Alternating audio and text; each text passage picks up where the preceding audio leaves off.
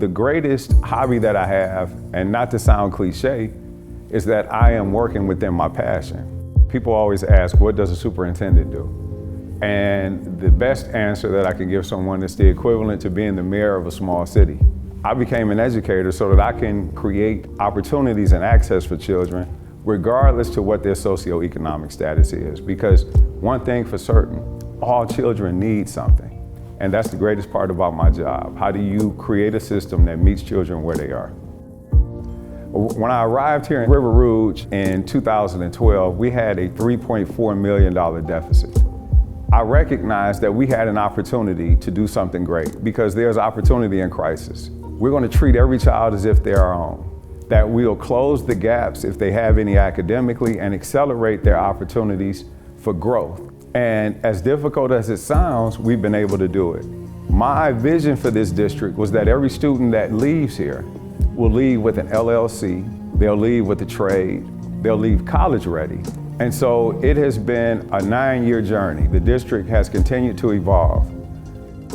Fit is extremely important.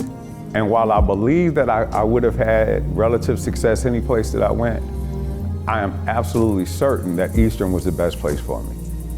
I went into education as an undergrad. I knew that this is what I wanted to do. And so when I walked into the program, I was a part of an institution whose sole purpose was to make certain that they prepared educators for the work that was to come, that enriched the experiences of everyone beyond the textbook.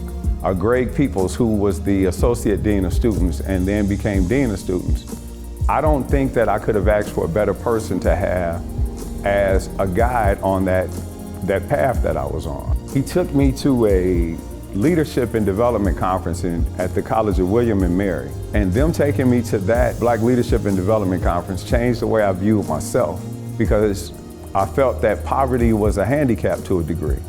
And once I got into that environment and I'm competing with the best of the best, it changed my life. I think that we all have a responsibility to pay it forward. No individual would be who they are without having had people in their lives that could provide them with, again, access, opportunity, guidance. Eastern did that for me. I'm actually a member of the EMU Foundation Board. That is a phenomenal opportunity for me to help give back to the university because I could not have picked a better place to go.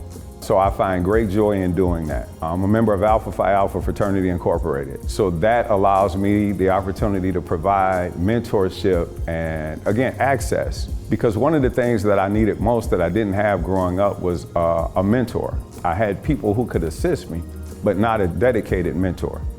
I just would like to take a moment to thank Eastern Michigan University for this most prestigious award, Dr. Smith and his leadership for the university, the Black Alumni Association, Mr. Gregory Peoples, Dr. Lynette Finley, Ellen Gold, and anyone who I may have missed who was a part of my journey.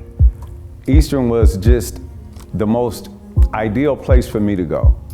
And my hope and prayers for anyone who can hear this is that those were your experiences as well, but more importantly, that we help promote the great work that has happened at this university.